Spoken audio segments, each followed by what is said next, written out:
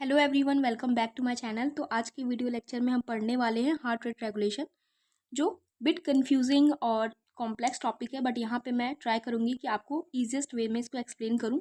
तो आप वीडियो को कंप्लीट वॉच करिएगा।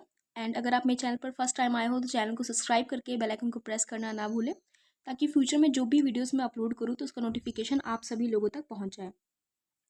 Okay, without any further delay let's get started. So students, जो हार्ट रेट है ना, उसको रेगुलेट करने के लिए हमारे पास 3 सिस्टम होते हैं, और ये सिस्टम हमारा नर्वस सिस्टम से ही बनता है। First one is vaso motor centre, second system is motor nerve fibres to heart, ठीक है, जिसमें फर्दर डिवाइडेशन है parasympathetic nerve and sympathetic nerve. Third one is sensory nerve fibres from heart, ठीक है, हार्ट से सेंसरी नर्व्स निकल रही है। तो सबसे पहले हम पढ़ेंगे वासो मोटर सेंटर को। वासो मोटर सेंटर को हम लोग कार्डियक सेंटर भी कहते हैं। ये हमारा हार्ट रेट भी रेगुलेट करता है एंड ब्लड प्रेशर को भी रेगुलेट करता है, ठीक है। और वासोमोटर सेंटर जो है वो कहाँ सिचुएटेड है? So it is situated in reticular formation of medulla oblongata and lower part of pons. अब ये जो एरिया है ना वासोमोटर सेंटर का, ये अगेन फॉर्म होता है 3 एरिया से, ठीक है। देखो, ये जो अब वासोमोटर सेंटर है उसमें अगेन 3 एरियाज होंगे हमारे पास, ठीक है। इसमें हमारे पास क्या क्या होगा? वासो कंस्ट्रिक्टर एरिया होगा, वासो डायलेटर एरिया होगा और सेंसरी एरिया होगा। एक एक करके इनको समझते हैं। अब वासो कंस्ट्रिक्टर एरिया क्या होता है? अब ये जो वासो कंस्ट्रिक्टर एरिया होता है उसे हम लोग स्टूडेंट्स कार्डियो एक्सीलरेटर सेंटर भी कहते हैं, ठीक है, और प्रेशर एरिया भी कहते हैं। और ये सिचुएटेड होता है lateral portion of vasomotor centre में। इसका क्या काम रहता है? ये हार्ट रेट को बढ़ाता है। कैसे बढ़ाएगा? एक्सीलरेटर इम्पल्सिस को हार्ट में सेंड करेगा। किसके थ्रू? सिंपैथेटिक नर्व्स के थ्रू ये क्या करेगा? हार्ट को सिग्नल भेजेगा एक्सीलरेटर इम्पल्सिस को भेज के, और इसकी वजह से क्या होगा? जो ब्लड वेसल्स हैं हमारी वो कंस्ट्रिक्शन हो जाएगा उनमें, ठीक है। अब उनके में कंस्ट्रिक्शन हो जाएगा तो क्या होगा? हमारा जो हार्ट रेट है वो बढ़ जाएगा। और इसको कौन कंट्रोल करता है? इसको कंट्रोल करता है hypothalamus and cerebral cortex. Now वासो डायलेटर एरिया। अब जो वैसो डायलेटर एरिया होता है वो सिचुएटेड होता है reticular formation of medulla oblongata in the floor of fourth ventricle. ये फॉर्म होता है मीडियल पोर्शन ऑफ, ये फॉर्म करता है हम वासोमोटर सेंटर का मीडियल पोर्शन। इसको डिप्रेशर एरिया भी कहते हैं। जैसे हमने वैसो कंस्ट्रिक्टर एरिया को क्या बोला था? प्रेशर एरिया कहा था। वैसो डायलेटर एरिया को क्या बोलते हैं? Dip pressure area. यानी कि इसके नाम से समझ में आ रहा है कि ये स्लो डाउन कर देगा। तो स्लो डाउन क्या कर रहा है? ये हमारे हार्ट रेट को, इसका फंक्शन क्या है कि ये डिक्रीज करता है हार्ट रेट को। कैसे डिक्रीज करेगा? ये डिक्रीज करेगा हार्ट रेट को इनहिबिटरी इम्पल्सिस जो होते हैं उसको सेंड करेगा हार्ट में। किसके थ्रू? वैगस नर्व के थ्रू, ठीक है। अब ये कैसे कंट्रोल होता है? ये भी सेरेब्रल कॉर्टेक्स एंड हाइपोथैलेमस के कंट्रोल में होता है, और साथ ही बैरो रिसेप्टर्स, कीमो रिसेप्टर्स और अदर सेंसरी इम्पल्सिस के थ्रू भी ये कंट्रोल में होता है। अब बारी आती है सेंसरी एरिया की, ठीक है। अब आपको ये क्वेश्चन आना चाहिए दिमाग में कि मतलब पता कैसे चलता है कि मतलब हार्ट रेट को कब कम करना है, कब ज़्यादा करना है। तो इसको समझने के लिए आपको सेंसरी एरिया पता होना चाहिए, ठीक है। अब जो सेंसरी एरिया होता है ना, ये एरिया जो है वो न्यूक्लियस ऑफ ट्रैक्टस सॉलिटरियस जो है मेडुला में, वहाँ सिचुएटेड होता है और posterior part of vasomotor centre को फॉर्म करता है। इसका फंक्शन क्या होता है? सेंसरी एरिया जो होता है वो रिसीव करेगा इम्पल्स को जो ग्लॉसोफेरेंजियल नर्व होता है एंड वैगस नर्व होता है फ्रॉम पेरीफेरी, वहाँ से रिसीव करेगा पार्टिकुलरली बैरो रिसेप्टर से, और वो कंट्रोल करेगा वो सोचेगा कि वैसो डायलेटर करवाना है या कंस्ट्रिक्शन, यानी कि हार्ट रेट बढ़ाना है या कम करना है। देखो, मैंने क्या बताया था कि जो हमारा वासोमोटर सेंटर होता है ना, उसमें हमारे पास, ठीक है, कंस्ट्रिक्शन करवाने वाला एरिया होता है, यानी कि हार्ट रेट को बढ़ाने वाला एरिया होता है।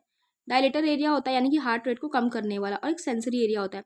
अब सेंसरी एरिया क्या करेगा? पेरीफेरी यानी कि बॉडी से इन्फॉर्मेशन लेगा बैरो रिसेप्टर के थ्रू, और फिर डिसाइड करेगा कि हार्ट रेट को कम करवाना है कि बढ़ाना है हार्ट रेट को, ठीक है। तो इसके थ्रू हमारा हार्ट रेट रेगुलेट होता है। तो ये इतनी बात समझ में आई। यहाँ हमने कंप्लीट किया है वैसो मोटर सेंटर को। नाउ अब पढ़ेंगे motor nerve fibres to heart.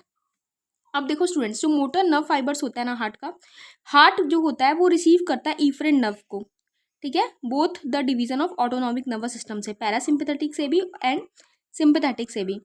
अब ये जो पैरासिम्पैथेटिक नर्वस सिस्टम होता है, सिंपैथेटिक नर्वस सिस्टम होता है, अब इसको हम देख लेते हैं। सो स्टूडेंट्स, जो पैरासिम्पैथेटिक नर्व फाइबर्स होता है ये कार्डियो इनिबिटरी नर्व फाइबर्स होता है और ये हार्ट में कहाँ से पहुँचता है, cardiac branch of vagus nerve के थ्रू ये हार्ट में पहुँचता है। ठीक है, इस डायग्राम के थ्रू इसको समझो। ये डायग्राम है, देखो अब ये कहाँ से आ रहा है, ये वैगस नर्व के थ्रू आ रहा है और ये क्या होता है, ये इनिबिटरी होता है। और इसका ओरिजिन देखते हैं, पैरासिम्पथेटिक नर्व फाइबर सप्लाई करता है हार्ट को। ये अराइज होता है डॉर्सल न्यूक्लियस ऑफ वैगस में, जो कि floor of fourth ventricle in medulla oblongata में सिचुएटेड होता है। अब ये जो पैरासिम्पथेटिक नर्व फाइबर है, इसका काम क्या है, ये कार्डियो इनिबिटरी करता है। ठीक है, वैगस नर्व जो होता है वो फंक्शन में कार्डियो इनिबिटरी रहता है एंड ट्रांसमिट करता है इनिबिटरी इम्पल्सिस को from the vasodilator area to the heart. ठीक है, अब इसके बाद वैगल टोन की बात करते हैं। वैगल टोन जो होता है वो कंटिन्यूअस स्ट्रीम होता है इनिबिटरी इम्पल्सिस का from the vasodilator area to heart through vagus nerve, यानी कि हार्ट में कंटिन्यू वैगल टोन मेंटेन रहता है, यानी कि इनिबिटरी इम्पल्सिस आते रहते हैं कि हार्ट जो है उसमें जो हार्ट रेट है वो ज़्यादा सडन इंक्रीज ना हो, इसलिए वैगल टोन मेंटेन रहता है। तो एक तरीके से आप समझ सकते हो कि वैगल टोन जो है ना वो कंट्रोल करता है हार्ट रेट को। तो heart rate is inversely proportional to the vagal tone. Okay, ये देख लिया हमने। अब हमने देखेंगे sympathetic nerve fibres. Sympathetic nerve fibres जो होता है हार्ट में वो कार्डियो एक्सीलेटर फंक्शन का काम करवाता है। ठीक है, तो ये कहाँ से अराइज होती हैं, ये lateral grey horn of first thoracic से लेके T1 से लेके T4 segment of spinal cord से अराइज होती हैं। और ये जो सेगमेंट है स्पाइनल कॉर्ड का वो फाइबर्स रिसीव करती हैं vasoconstrictor area of vaso motor centre से। ठीक है, और इसका फंक्शन क्या रहता है, ये हार्ट रेट को बढ़ा देती हैं एक्सीलेटरी इम्पल्सिस को सेंड करके। अब इस डायग्राम में देखो स्टूडेंट्स, यहाँ पे हम डायग्राम से समझेंगे कि ये किस चीज़ के बारे में बात हो रही है। Okay, look here. तो ये जो हमारा सिंपैथेटिक है वो स्पाइनल कॉर्ड के T1 से लेके T4 सेगमेंट से निकल रहा है। ठीक है, और ये हार्ट रेट में क्या भिन्नता है, ये कार्डियो एक्सीलेटरी इम्पल्सिस को सेंड करता है, जिसकी वजह से हमारा हार्ट रेट जो है वो बढ़ जाता है। तो इतनी बात समझ में आई। ठीक है, तो हमने यहाँ पे क्या कवर कर लिया अभी तक, हमने यहाँ पे कवर किया है motor nerve fibres to heart. ठीक है, तो कौन कौन से हार्ट में मोटर नर्व आ रहे हैं, पैरासिम्पैथेटिक जो कि हार्ट रेट को डिक्रीज कर रहा है कार्डियो इनिबिटरी इम्पल्सिस को सेंड करके और साथ ही वैगल टोन को मेंटेन कर रहा है। सिंपैथेटिक नर्व ये हमारा कार्डियो एक्सीलेटरी इम्पल्सिस जो है वो सेंड कर रहा है और हार्ट रेट को क्या करता है, ये हार्ट रेट को इंक्रीज करता है। ठीक है, और साथ ही ये बात भी आपको ध्यान रखनी है कि इसकी वजह से क्या मेंटेन रहता है, इसकी वजह से मेंटेन रहता है सिंपैथेटिक टोन। ठीक है, सिंपैथेटिक टोन जो होता है और कार्डियो एक्सीलेटरी टोन ये कंटिन्यूअस स्ट्रीम होता है इम्पल्सिस का जो वैसो कंस्ट्रिक्शन एरिया से प्रोड्यूस होता है, लेकिन ये उतना इंपॉर्टेंट नहीं है क्योंकि वैगल टोन हमेशा डोमिनेट कर रहा होता है सिंपैथेटिक टोन से। ठीक है, वैगल टोन को आप इस तरीके समझ लो कि हमारी बॉडी चाहती है कि हार्ट रेट एक कंटिन्यूटी में रहे, मेंटेन रहे। ठीक है, वो ज़्यादा बढ़े ना, ज़्यादा कम भी ना हो, ज़्यादा बढ़े भी ना, तो ज़्यादा बढ़ने से रोकने के लिए वैगल टोन मेंटेन रहता है, बस इतना समझ जाओ आप। ठीक है, अब ये बात कर ली हमने। अब बात करते हैं sensory nerve fibres from heart. अब हार्ट से सेंसरी नर्व फाइबर्स मतलब हार्ट से भी नर्व फाइबर्स निकलते हैं जो कि from heart pass through inferior cervical sympathetic nerve which transmit impulses of stretch and pain sensation from heart to brain. अब ये कहाँ लेके जा रहे हैं, हार्ट से ब्रेन में लेके जा रहे हैं। ठीक है, तो sensory afferent nerve fibres from heart. ठीक है, यहाँ देख लिया फैक्टर जो अफेक्ट करेगा वोसोमोटर सेंटर को वैगल टोन को रेगुलेट करने में, हायर सेंटर से भी इम्पल्सिस आएंगे। ठीक है, वोसोमोटर सेंटर जो होता है वो मेनली कंट्रोल्ड होता है हायर सेंटर से जो इम्पल्स आ रहे हैं। हायर सेंटर में हमारे सेरिबल कॉर्टेक्स आ गया, एरिया नंबर 13, जो कि हमारे emotional reaction of the body से कंसर्न रहता है। तो क्या होगा, अभी नोटिस किया होगा आपने कि कभी भी इमोशनल कंडीशन जब रहती है तो ये एरिया सेंड करेगा इनिबिटरी इम्पल्सिस को वैसोडायलेटर एरिया में, जिसकी वजह से क्या होगा, वैगल टोन कम हो जाएगा, और वैगल टोन कम हो जाएगा तो क्या होगा, हार्ट रेट बढ़ जाएगा। इसलिए कभी आप एंजाइटी में होते हो और आप बहुत ही ज़्यादा सैड फील करते हो तो आपका हार्ट रेट बढ़ जाता है, क्योंकि वैगल टोन जो हमारा होता है वो डिक्रीज कर दिया जाता है एरिया नंबर 13 के द्वारा। और हाइपोथैलेमस जो होता है वो भी हार्ट रेट को इन्फ्लुएंस करता है बाय वोसोमोटर सेंटर। मतलब एक तरीके से ये सारे वोसोमोटर सेंटर से जुड़े होते हैं और ये अपने हिसाब से उसको कंट्रोल कर रहे होते हैं। ठीक है, फिर इम्पल्सिस फ्रॉम रेस्पिरेटरी सेंटर, जब भी फोर्स ब्रीथिंग होती है तो हार्ट रेट इंक्रीज होता है ड्यूरिंग इंस्पायरेशन एंड डिक्रीज होता है ड्यूरिंग एक्सपायरेशन। इस वेरिएशन को रेस्पिरेटरी साइनस एरिथमिया कहते हैं। ये कॉमन होता है कुछ बच्चों में और कुछ अडल्ट में भी क्वाइट ब्रीथिंग के दौरान।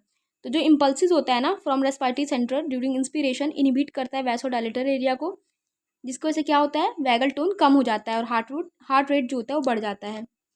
फिर इम्पल्सिस फ्रॉम बैरो रिसेप्टर, इसको मैरिज रिफ्लेक्स भी कहते हैं। बैरो रिसेप्टर और प्रेशर रिसेप्टर जो होते हैं वो रिसेप्टर होते हैं जो जब भी ब्लड प्रेशर में कभी भी चेंज होगा ना तो ये रिसेप्टर एक्टिवेट हो जाते हैं। देखो ये सिचुएटेड कहाँ होते हैं, ये सिचुएटेड होते हैं कैरोटिड बैरो रिसेप्टर, जो कि कैरोटिड साइनस में प्रेजेंट होगा, ठीक है, जो कि हमारे wall of internal carotid artery में होता है, कॉमन कैरोटिड आर्टरी के बाय जो बाय फ्रैक्शन होता है वहाँ पे। और आयोटिक बैरो रिसेप्टर जो सिचुएटेड होता है आर्च ऑफ आयोटा के वॉल में, ठीक है। तो ये बैरो रिसेप्टर क्या करेगा, हार्ट रेट को रेगुलेट करेगा थ्रू मैरिज रिफ्लेक्स, जो कि एक कार्डियो इनहिबिटरी रिफ्लेक्स होता है, और वो हार्ट रेट को कम कर देगा जब भी हमारा ब्लड प्रेशर इंक्रीज होगा। तो जब भी बीपी बढ़ता है तो क्या होता है, हार्ट रेट कम हो जाता है। Whenever blood pressure increases baroreceptor, जैसे ही आपका ब्लड प्रेशर बढ़ेगा तो बैरो रिसेप्टर स्टिमुलेट हो जाएगा और क्या सेंड करेगा, स्टिमुलेटरी इम्पल्सिस को to the nucleus of tractus solitarius through Hering's nerve and aortic nerve. अब क्या होगा, जो हमारा ये न्यूक्लियस ऑफ ट्रैक्टस सॉलिटरियस है वो वैसोडाइलेटर एरिया को स्टिमुलेट कर देगा, जिसकी वजह से इंक्रीज हो जाएगा वैगल टोन, और वैगल टोन जब भी बढ़ता है तो क्या होता है, हार्ट रेट कम हो जाता है, ठीक है। तो ये देख लिया हमने। और ये भी देख लो स्टूडेंट्स, यहाँ पे एक इंपॉर्टेंट पॉइंट है कि baroreceptors are not stimulated when pressure is less, तो inhibitory impulses to the heart and heart rate is not decrease, ठीक है। तो हार्ट रेट जो होता है इन्वर्सली प्रोपोर्शनल होता है ब्लड प्रेशर के। अब impulses from the chemo receptor, इसका मतलब ये होगा कभी भी जब केमिकल चेंजेस कुछ हमें ब्लड में देखने के लिए मिलेंगे, जैसे कि ऑक्सीजन कम हो जाएगा, CO2 या हाइड्रोजन आयन कंसनट्रेशन में कुछ भी चेंज मिलेगा, इसकी वजह से भी हमारा जो सिस्टम है वो एक्टिवेट हो जाता है, ठीक है। तो situation, peripheral chemo receptor situated होते हैं कैरोटिड बॉडी में, एनायोटिक बॉडी में, बैरो रिसेप्टर के एडजेसेंट में, ठीक है। और ये बने होते हैं दो टाइप के सेल से। उसके बाद फंक्शन क्या होता है, जब भी हाइपॉक्सिया होता है, ऑक्सीजन की कमी होती है और CO2 बढ़ जाता है, हाइड्रोजन आयन कंसंट्रेशन ब्लड में बढ़ जाता है, तो कीमो रिसेप्टर स्टिमुलेट हो जाते हैं एंड इनहिबिटरी इम्पल्सिस को वासोडायलेटर एरिया में भेजते हैं, वैगल टोन जो है कम हो जाता है और अपना हार्ट रेट बढ़ जाता है, ठीक है। तो जब भी हमारे बॉडी में ऑक्सीजन की कमी होगी तो हार्ट रेट बढ़ जाएगा, और हार्ट रेट बढ़ जाएगा, और जो हमारा ये इंपॉर्टेंट रोल प्ले करते हैं हार्ट रेट को रेगुलेट करने में, ठीक है। फिर नेक्स्ट फैक्टर क्या है, impulses from the right atrium, जिसको बैन ब्रिज रिफ्लेक्स कहते हैं। बैन ब्रिज रिफ्लेक्स जो होता है वो कार्डियो एक्सीलरेटर रिफ्लेक्स होता है, जो कि हमारे हार्ट रेट को बढ़ाता है जब भी वीनस रिटर्न इंक्रीज होता है। Since this reflex is arise from right atrium, इसलिए इसको राइट एट्रियल रिफ्लेक्स कहते हैं, ठीक है। तो कभी भी जब राइट एट्रियम में वीनस रिटर्न बढ़ जाएगा तो क्या होगा, कार्डियो एक्सीलरेटर रिफ्लेक्स होगा। वीनस रिटर्न जो जब भी वीनस रिटर्न बढ़ेगा तो क्या होगा, राइट एट्रियम डिस्टेंड करेगा, स्ट्रेच रिसेप्टर खींचेंगे, जिसकी वजह से स्ट्रेच रिसेप्टर क्या करेंगे, ये inhibitory impulse through inferior cervical sympathetic nerve भेजेंगे वैसोडायलेटर एरिया में, वैसोमोटर सेंटर के, ये एरिया इनहिबिट हो जाएगा, जिसके से वैगल टोन कम हो जाएगा, और जब भी वैगल टोन कम होगा तो क्या होगा, हार्ट रेट बढ़ जाएगा अपने आप। फिर impulses from other afferent nerves, तो और भी जो अदर एफरेंट नर्व्स होते हैं वो भी इम्पल्सिस भेजते हैं। Stimulation of receptor in nasal mucous membrane की वजह से ब्रैडीकार्डिया होता है। Most of painful stimuli cause tachycardia and some cause bradycardia, कुछ जो पेनफुल स्टिमुलाई होते हैं कुछ टैकीकार्डिया कॉज करवाते हैं, कुछ ब्रैडीकार्डिया कॉज करवाते हैं। नाउ बेजोल्ट जेरिस रिफ्लेक्स, इसको कोरोनरी कीमो रिफ्लेक्स भी कहते हैं। ये क्या कैरेक्टराइज करता है, by bradycardia and hypotension and apnoea cause by stimulation of chemoreceptors जो प्रेजेंट होते हैं वॉल ऑफ लेफ्ट वेंट्रिकल में, by substance such as alkaloids, vagal fibres from afferent and efferent pathway of this reflex. Bezold Jarisch reflex is pathology, ये एक pathological reflex है, इस चीज़ को आपको पढ़ना है, और ये फिजियोलॉजिकल कंडीशन में नहीं होगा। कंडीशन जब ये होगा मायोकार्डियल इन्फाक्शन में, एडमिनिस्ट्रेशन ऑफ थ्रोम्बोलाइटिक एजेंट्स में, हेमरेज, आयोटिक स्टेनोसिस में एंड सिनकोप में, ठीक है।